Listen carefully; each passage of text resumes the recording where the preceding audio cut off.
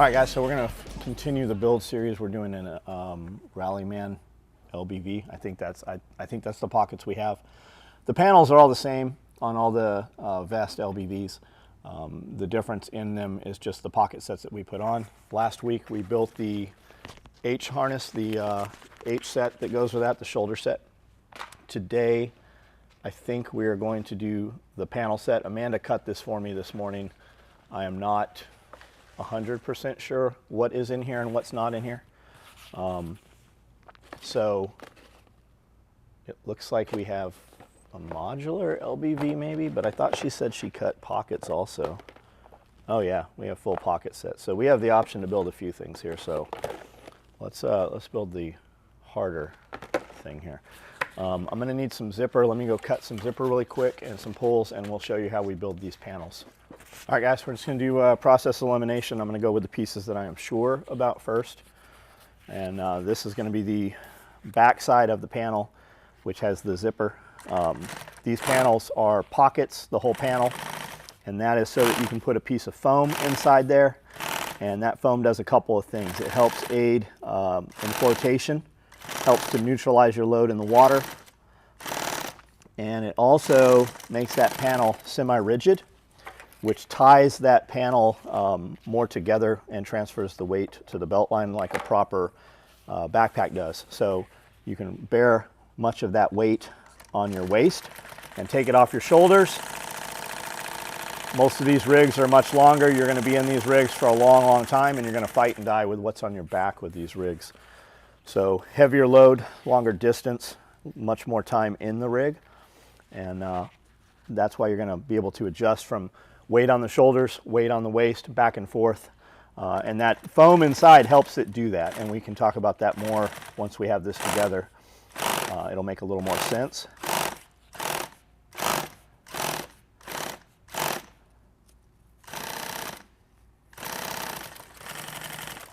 And what I'm doing here will make more sense in a minute as well.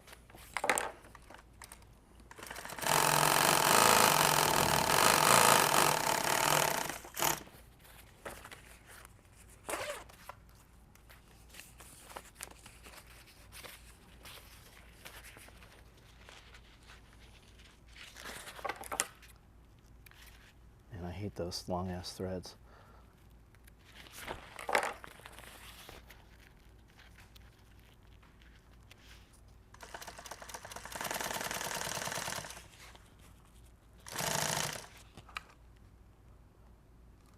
I need two arms on this thing, so I have a light from this side, a light from this side. This light's making shadow. Is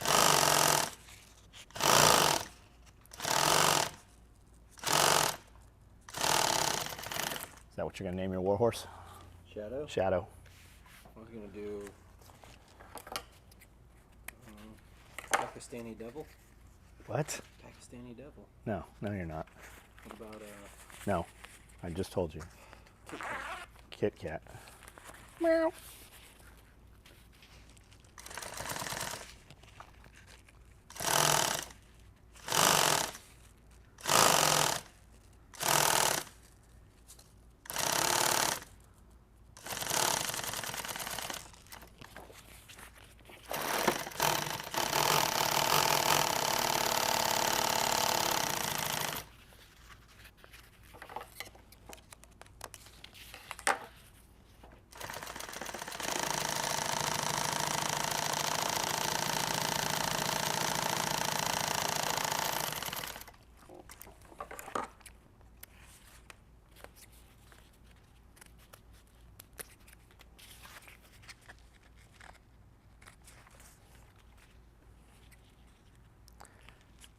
Doing this black thread on this green, you really see the stitches, but it's very unforgiving, right? Where I sewed off a little bit there, it's very not parallel. And then the same thing here. So any wavering of the stitch line, you definitely see it. It amplifies it. Whereas if I sewed it in green, you would never see it. Now, these are the other half of this panel here. So let's go ahead and put this on and put those together.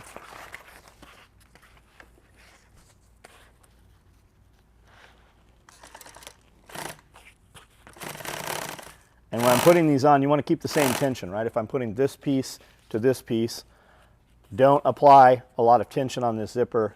You want to apply the equal amount of tension here because they will shrink up or tighten up or, you know, extend it some. So try to have about the same amount of drag.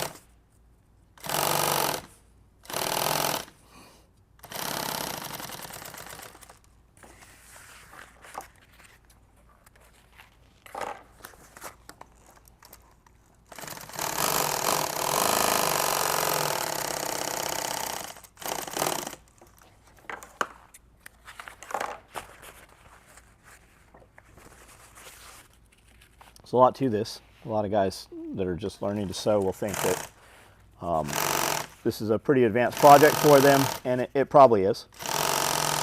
With that said, it was one of the very first projects I ever tackled was making a LBV. Because you wanted one? No, a guy had made one that I took to the gun shows, and I took his to sell it, and rather than selling it, I took orders from it. Guys kept wanting it. There was multiple dudes there that wanted to buy it right away, and somebody's like, well, can you just build another one? I'll give you a deposit on it, or I'll buy one, right? And I sold a lot of them, a couple grand worth, and they were like $200. I think the first ones I sold for $175, and I had a couple, you know, a few grand worth of sales. So I came back to the dude who had made it, and I'm like, hey man, you build a bunch of these. I got a bunch of guys that want these. And he's like, well, I'm not gonna build them. I'm doing parachutes and pack trays and stuff. I'm like, well, what are we gonna do then? Like, he's like, well, you're gonna refund the money, or you're gonna figure out how to build these things. So out of necessity, because I definitely wasn't refunding the money, I had a lot of plans for that money. So I'm like, well, I don't know how to sew. He's like, well, I'll teach you, which really meant he taught me a few things here and there. But I rented a sewing machine, which he told me where to rent the sewing machine.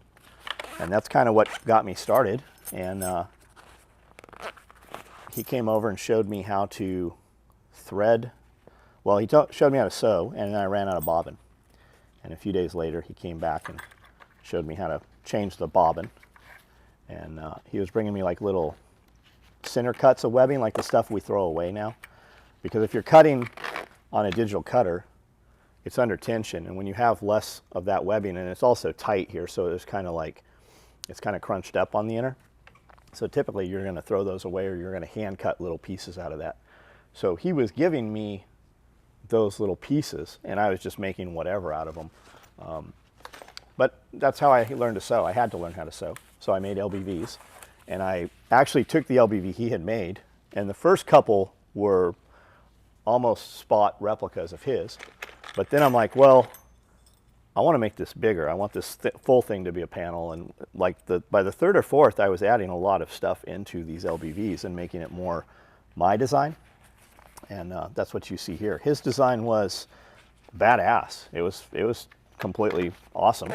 But it was, for the most part, it was a better version of like the issue military LBV that just had kind of like, it carried 1 mag and 2 mags and a frag. It was kind of like that.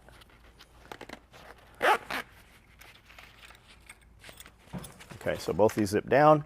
My idea with them zipping down is that it zips down and gravity pulls that zipper down, so that's why these zip down. That's why they always have. I'm going to pair this up. That's the inside, that's the outside. This is the opposing inside, this is the outside. These are double layered because when we did them as modular LBVs, I was under the impression that we had to double layer everything we sewed anything to. You don't fucking need to do that. It does nothing but make your shit heavier. Trust the materials. They're cutting edge technology, or better than any other country's technology.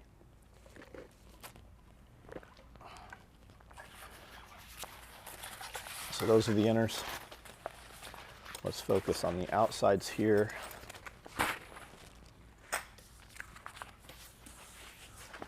These are the peaks of the panels. 4 inches, if I remember right, is where we're at. I've not built one of these in a long time. Yeah, 4 inches to 5, yeah. So let's go 4, 5. Let's take a look at that. Yeah, it comes right about to the peak. Now, I always wanted my 2 mag pouches to be centered here, right? I wanted half of a mag pouch here and this half here. You don't need to do that. This Cordura is plenty strong.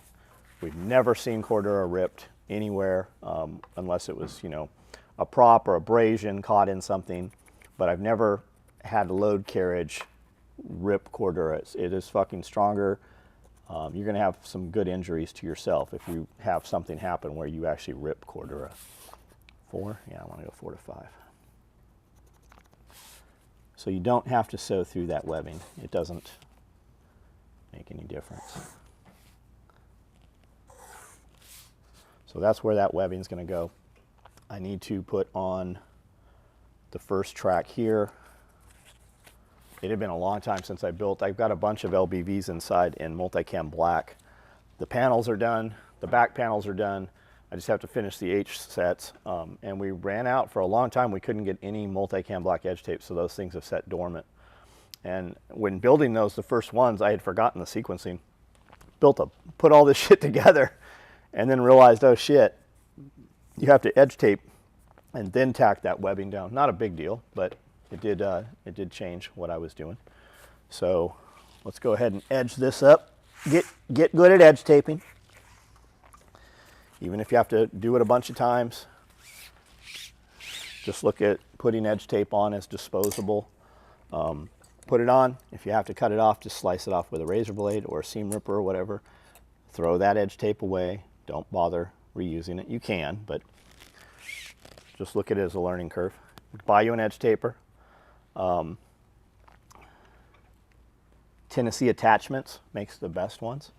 There's a couple other companies out there. I just don't have their name in my head. This edge taper right here is a $30 edge taper off eBay or Amazon. It's what we've always used. It's what I have always used. I do have some expensive attachments. Tennessee Attachments will make an attachment to do all kinds of crazy shit. They're upwards of $1,000, some of them. So now when I'm edge taping this, you can also edge tape from the inside or the outside on a single needle machine. What I mean is, am I taping inside the bite or outside here? When you're learning, it's probably easier, more forgiving to tape on the inside. A lot of guys just put a single line in there and just hit the outside.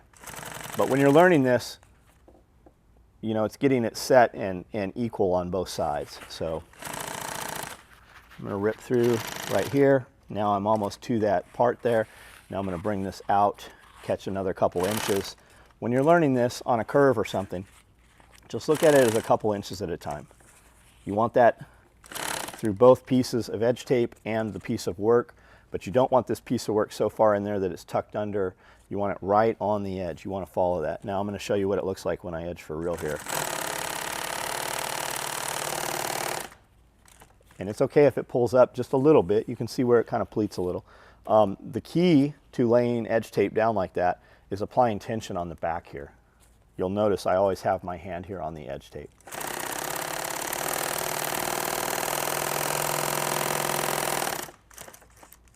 Right? Yes. That's the answer. Your answer is yes. Yes.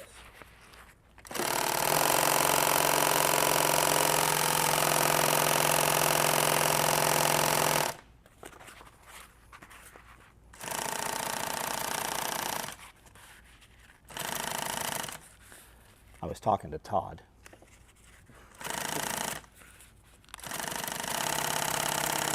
I don't know if one of you is named Todd. You can pretend, or you can go get a guy named Todd to comment. Go ahead and sew out a little bit so I don't have to. Okay, so there's that. That's what that looks like. That's sewing on the inside, okay? You can adjust your edge taper even closer on some of these depending on the foot. You can put different foot attachments. Guys, I've never sewed with a zipper foot.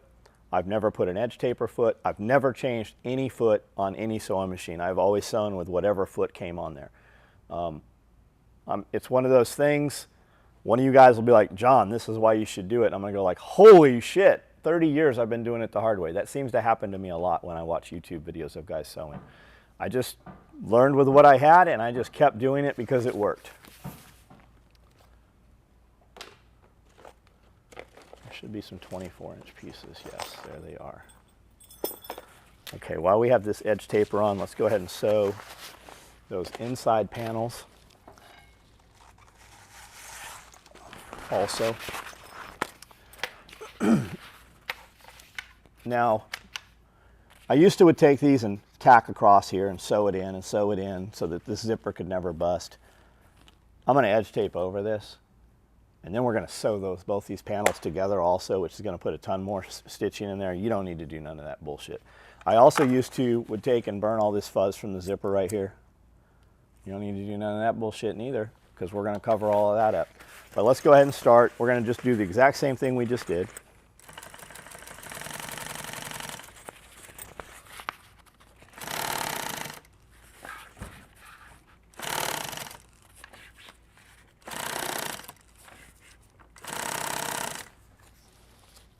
What's going on here? There's a peg right here. A lot of guys will put their edge tape there. Just make sure you're not twisted or caught around it.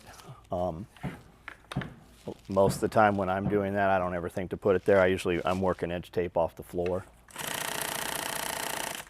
When we sew a lot of quantity, like we did a couple deals where we did like 1,000 bags, where we're just ripping stuff that has edge tape and zipper. And what I would do on those is I would have a cart on the back with a piece of PVC feeding the edge tape off or feeding the zipper off, and we would just sew everything in lines. And I would connect, about 100 of them, like clothes bags, for instance. They're 30-inch top strips where the zipper goes, and I put 100 of those, and then I would rip them all back, and then sew the second line in them where they're all connected, because that way you don't have to keep grabbing those pieces. It's way faster when you're doing them in quantity that way.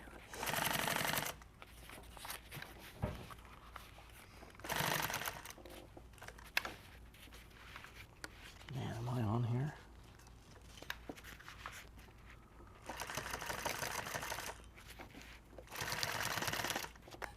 Ooh, that's what happened. I ran out of bobbin thread there. That's why it sounded different.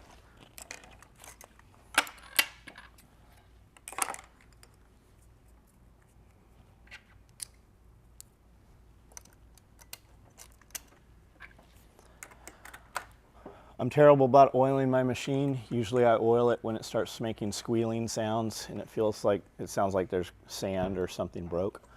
You have these oil ports. Typically when you buy a machine, those oil ports will be painted with red fingernail polish. That means that the mechanic wants you to drop oil there. It's just a drop or two of oil from a Zoom bottle, a spout oiler.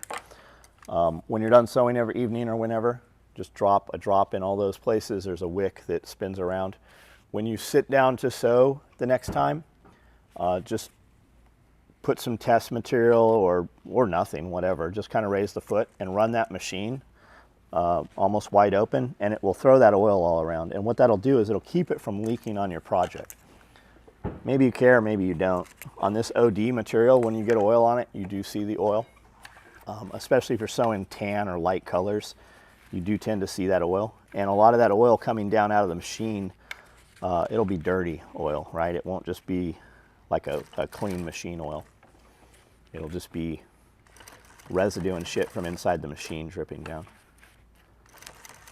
A lot of the girls, they'll oil them when they go home, and they'll put like a paper towel folded up under their foot there. Get in the habit of that. It'll save you a lot on maintenance too if you're not even putting a penny's worth of oil in there each time you use it.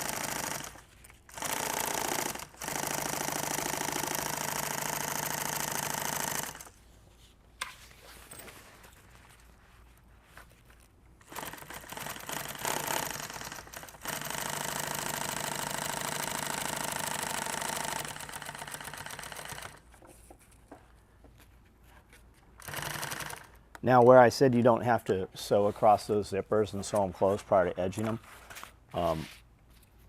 when you're learning how to do this, you might want to put a couple tacks in it. It just keeps them pulled together a little easier. It might be easier when you're learning to put the edge tape across where your zipper is. And what I'm doing here is I'm just lifting my presser foot, and it just lets the material, it's not carrying the edge tape and bowing it up as much.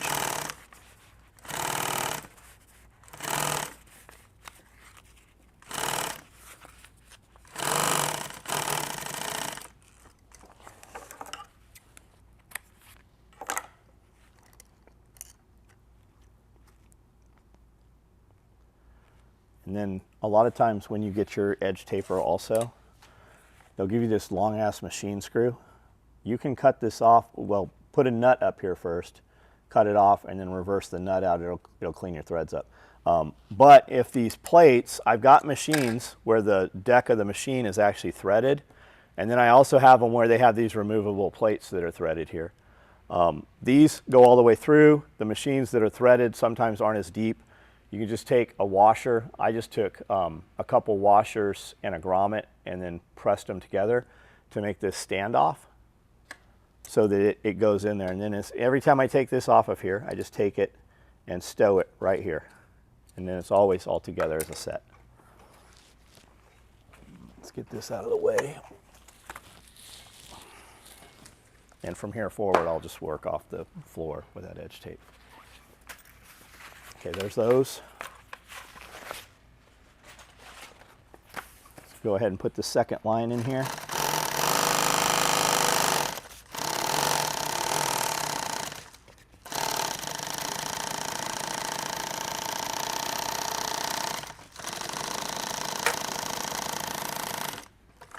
Man, it looks like a double needle machine.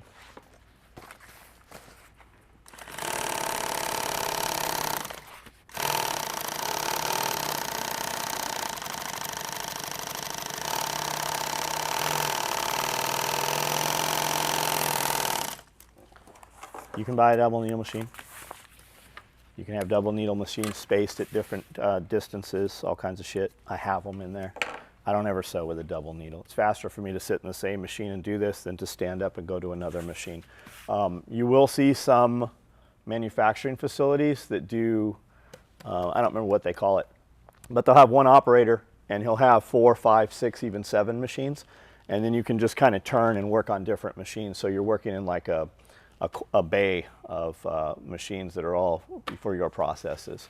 So it's just how you set your workspace up. Everybody wants to put their machines in line, but when you put them in corners or in even octagons, it does tend to be faster for you, the operator, if you're the main guy doing each process.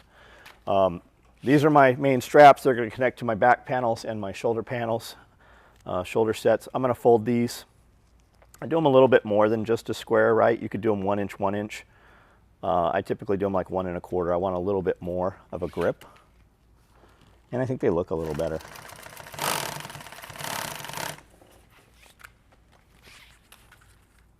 And these are grains, right? This is they call it type 4 webbing, is what Eagle always called it in the catalogs and shit. It's 17337 webbing. And these have a grain to them. When they're against each other, you can actually feel it click. You could even hear it. Is that registering on the mic? Can you see it in the camera? These all have a grain to them. So you'll feel it when you get that right there in the bite where you want it.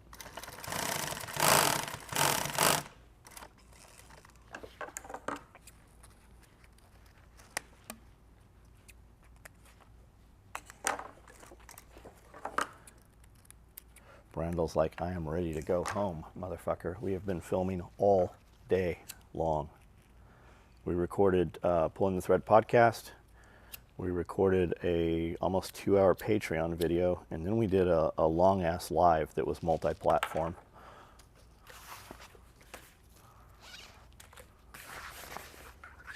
And then remember where I just sewed these over on the top to make kind of the pull tab. Kinked my thread.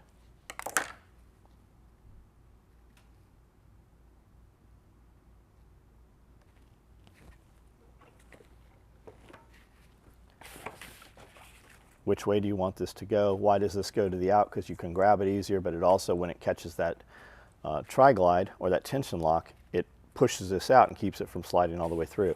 So because I sewed this first, you have to figure out which way this goes. Not a big deal. Even if you put it on the wrong way, you don't have to cut it off. It'd be easier to cut this out and re-sew it the other direction than to take the whole thing off. But let's go ahead and seat this in here.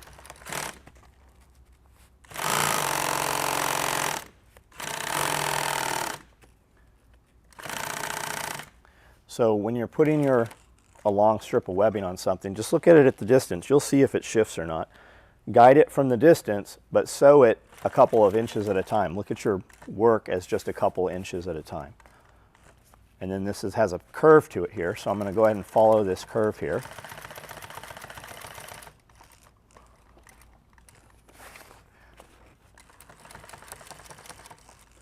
And then you can count your stitches too. So if you know that it comes across 7, then to make a proper box, you're going to go 7 down, 7 across, right? Or 8, or whatever your stitch is. You can also, when you're sewing across a piece of webbing and your stitch overshoots it a little bit, you can go a stitch or two smaller so that it falls properly. So when you're doing box X's or boxes, it will fall right where you want it to fall. So you don't have to keep moving the work and pulling it back.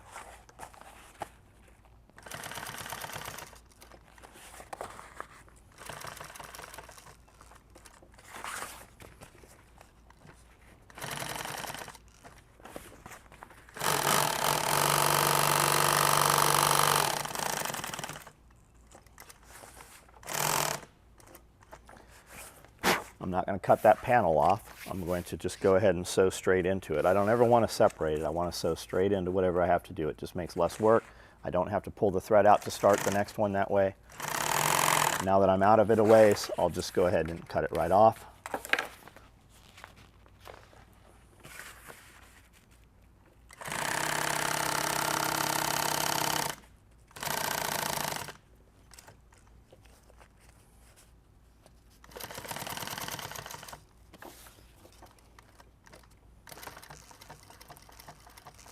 Seven. I didn't even count it last time, but that's right where it fucking just pinged. 7. 1, 2, 3, 4, 5, 6, 7. 1, 2, 3, 4, 5, 6, 7.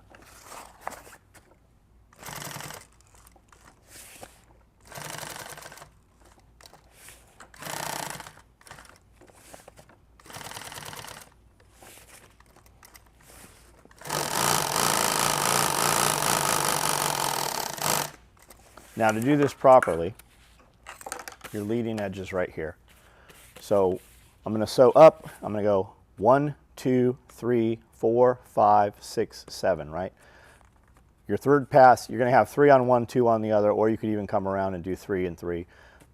But this is the top one, the leading edge. This is what kept this. If something's pulling off, it's this first top edge. So you want your 3 lines of stitching at the top. You figure out how you're going to do that and make that happen.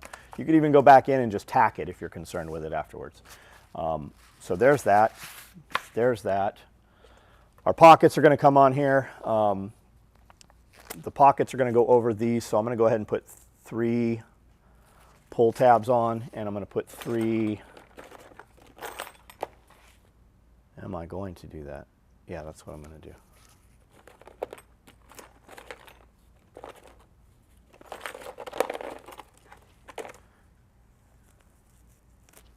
Every time I'm thinking she missed something, I find it.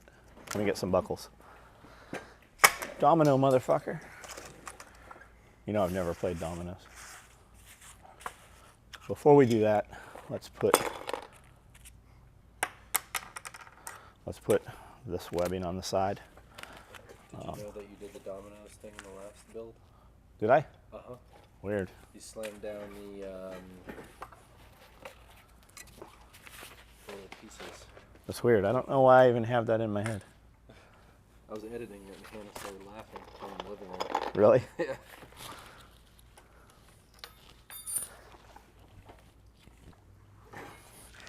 Does she wake up in the morning? She's like, why do I hear John in my sleep all the time? All the time. I'll be editing in bed. She's like, I can hear John through your headphones. You've been with that motherfucker all day. Can you please just mute him? All right, this is the webbing on the side because we have mag pouch. We used to have just a 2-inch piece of scuba webbing, and then we started taking the 2-inch piece of scuba webbing and putting a 2-inch piece of flat webbing over that. Nowadays we use PALS webbing. I'm gonna go, this is 6.5 from here. I'm gonna go 3.25 right there. So that's my center line where I'm gonna put that.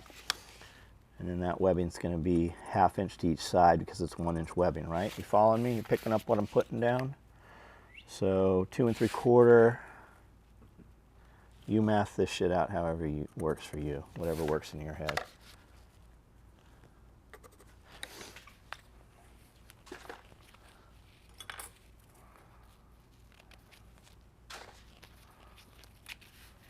And then let's look at it. Does it look, does it look correct? Yes, it looks correct. So if I do that, am I in fact, what is that, 3/4? It looks about, no, 1 inch.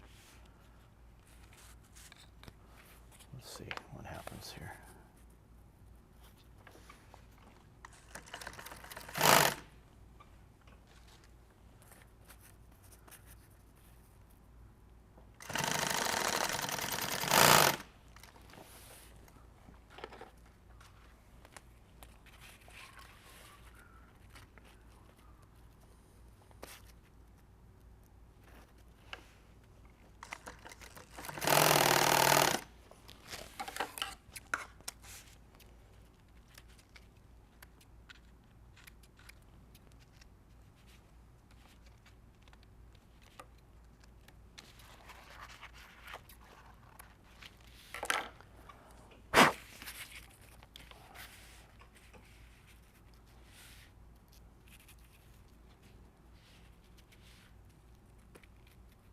This does look a little off. Okay, I don't know where my pockets are going to fall. Before we set this PALS webbing here, we want this on here. So I'm actually jumping the gun a little bit here. I'm just going to run, well, we're going to sew over these anyways. So I'm going to run a stitch line through here. No, I'm not. I'm going to end up puckering that up. Yes, I am. Straight, it looks about straight. This will just hold these in just for the purpose of the video.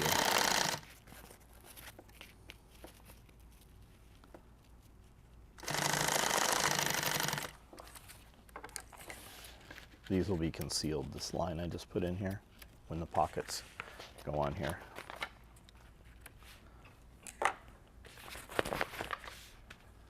Okay. This is the left panel.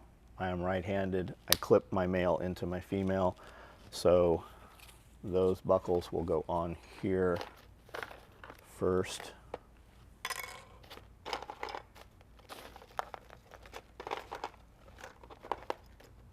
This will start to make a little more sense in a minute here. Okay, this buckle goes in 1 inch.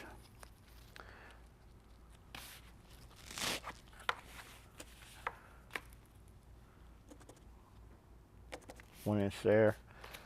The top buckle is 9 inches and it's on center, so half above 9 and half below 9. So, and then right in the middle also. So. Do you think anybody's ever going to get your DNA off of that buckle and then submit you for a murder?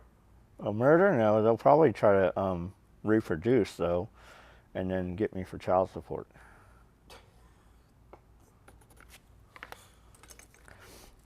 They definitely want my my livestock.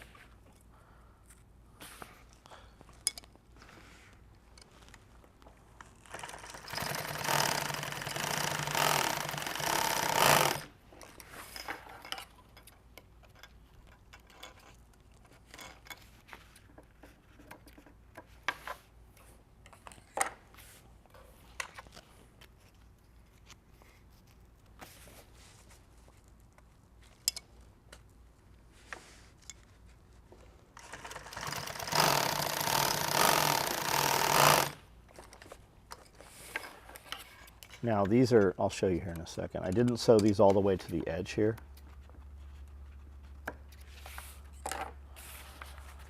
There's still this flap under here because we're going to sew those pockets on here along this stitch line here on the edge where I stitched.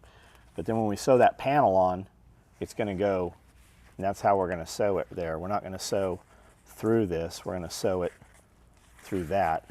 And it all has to be built in stages. It's like pieces of a puzzle.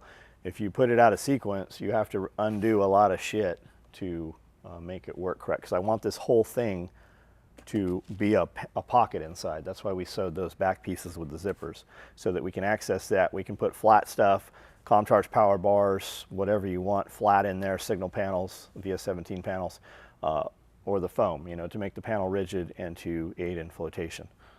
Now, there's that. That's about as far as we can go on that one.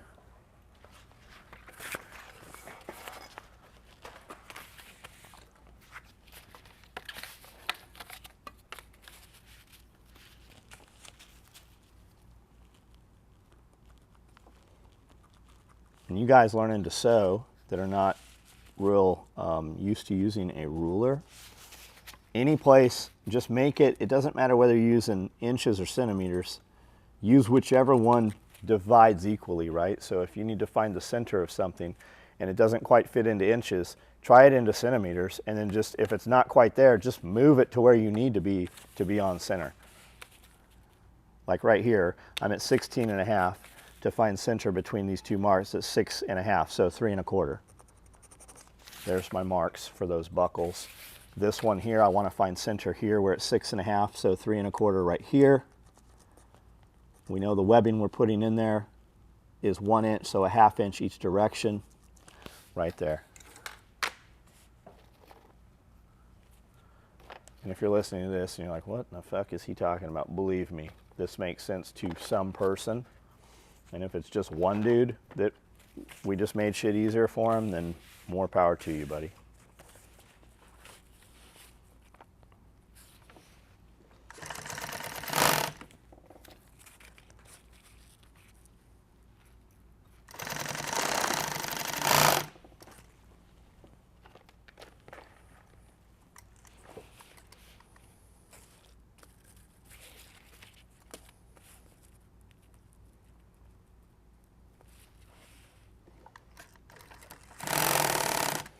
Guys spend all kinds of time drawing marks and all kinds of shit. And your marks, they might be perfect, but when you go to put webbing on them, they never fucking land perfect. You can staple this shit on, you can hot glue it on, get it in place.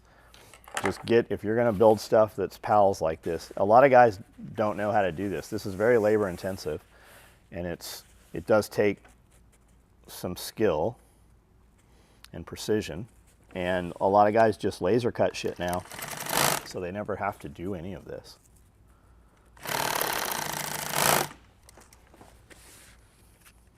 Which is fine if that's what you're doing.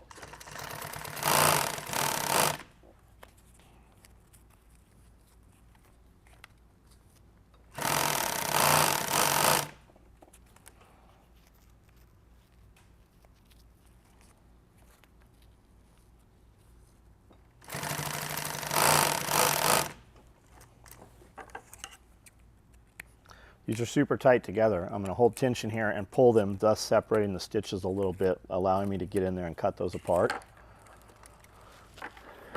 And then that one's attached, and then I'm just pushing against. I have very, very little cleanup on any of these now. They're little, just tiny little nubs of thread. Most companies don't even cut or burn or clean any of this shit. You'll get stuff that has like 1/2 inch threads all over it.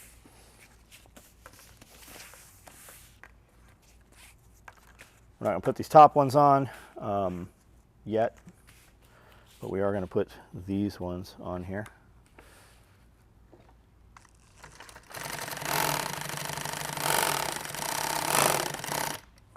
You're never going to see this. I'm going to cover it up, so rather than separate, I'm just going to travel right down here.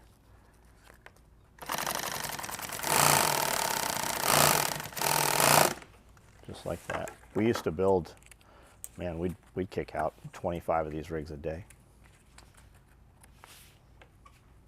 That was with building pockets and everything. That was whole back panel, front panel, shoulder sets. Okay, we have these top points. These used to just be, the first ones were just scuba webbing.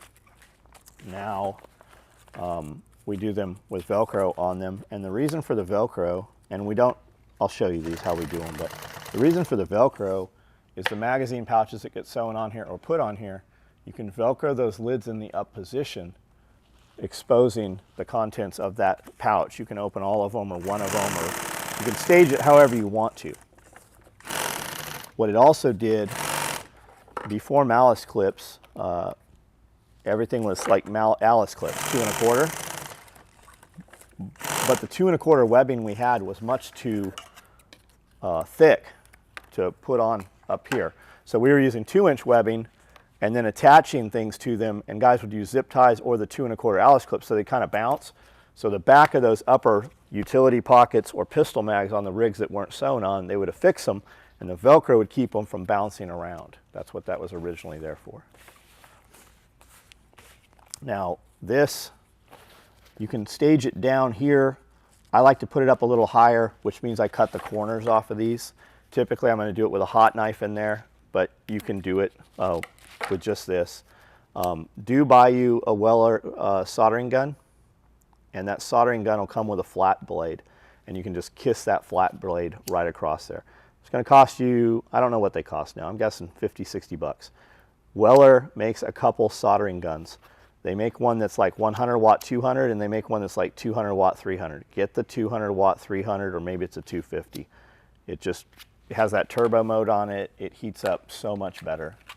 It won't seem like much when you're starting, but 5 seconds here and 10 seconds there, man, it really adds up.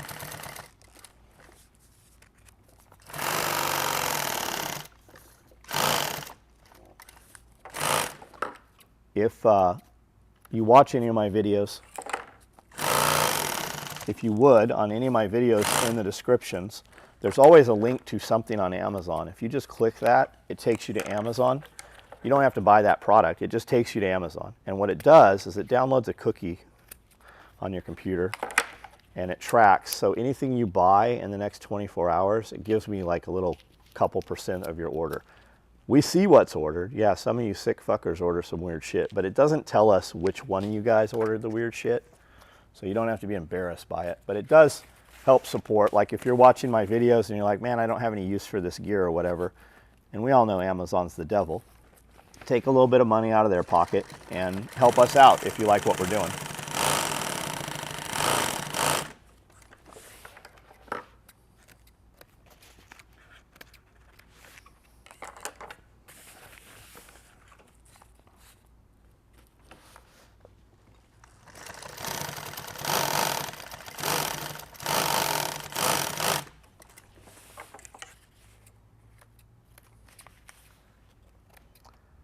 Now, I always slotted these, not in 3 equal or 4, but I usually go like 1 1/4 and then 1 1/4. That gives you plenty of channel to get a malice clip through, or zip ties or whatever you were using at the time to affix, but it leaves you a bigger slot here, which is about 2 1/8, 2 1/4. And the reason for that is the Lash and the Task headsets, they had bone mics, and you had a push to talk that ran to your swimmer kits for like your MX 300s, your Sabres back in the day. And that would clip here, and you could touch that waterized push to talk, it would clip on there really well. Or even if you're doing like police stuff and you've got that hand mic, it'll clip on to that. That's why we use those numbers.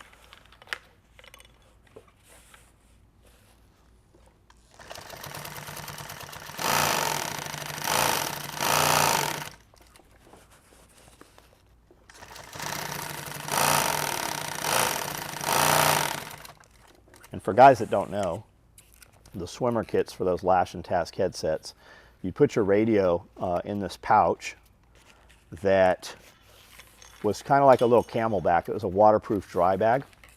Your radio went inside, even though the radios were waterproof somewhat. Over there.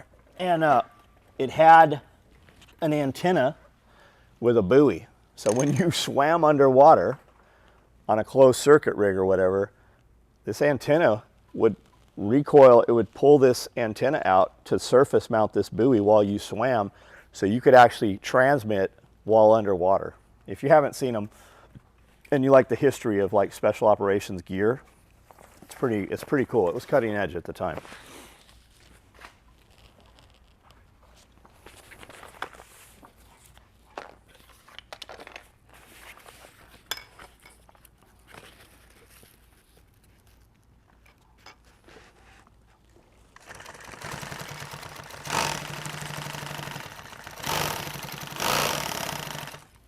Even back in the 90s, they had underwater communications. They had underwater night vision. They had closed circuit rigs, LAR-5s, so you have no bubbles, breathe off oxygen. Now they've got mixed gas, so oxygen becomes toxic at 30 feet. Now they've got mixed gas rigs, so you can dive below. But those LAR-5s, while you were within 30 feet, you could stay underwater for hours. It would just rebreathe the same air, and you wouldn't have any bubbles. They actually had a rebreather. It was basically made of sugar, and it would, when underwater for, I don't remember how long it was, I think it was 48 hours, it would actually disintegrate. So if you had incursion into an area, did your operation, then extraction, for instance, was by boat, submarine, or helicopter, those rigs would just disintegrate.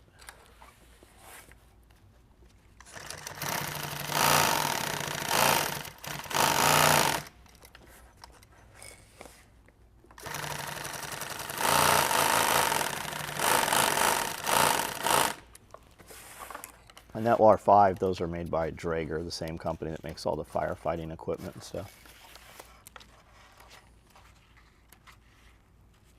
And you can actually make a closed circuit rig out of parts from Home Depot. And if you can't get soda sorb, you can somewhat use kitty litter. This is super crooked, so I'm actually going to end up cutting that off. But for right now, you guys get the idea. Or maybe I won't cut it off and somebody will get the little bit slanted one. Guys will be like, can you make them all slanted? All right, so that's kind of what the panel set looks like right there. There's your webbing, there's your webbing. Depending where these pockets sit, we're going to take what's left and we're going to divide that into 4. It'll still be within 1.5 inches, believe me, it'll work. This plugs into here, this plugs into here. Once these other panels together, we'll sew these buckles and this tab on here, which will actually go through all of the meat instead of just that piece.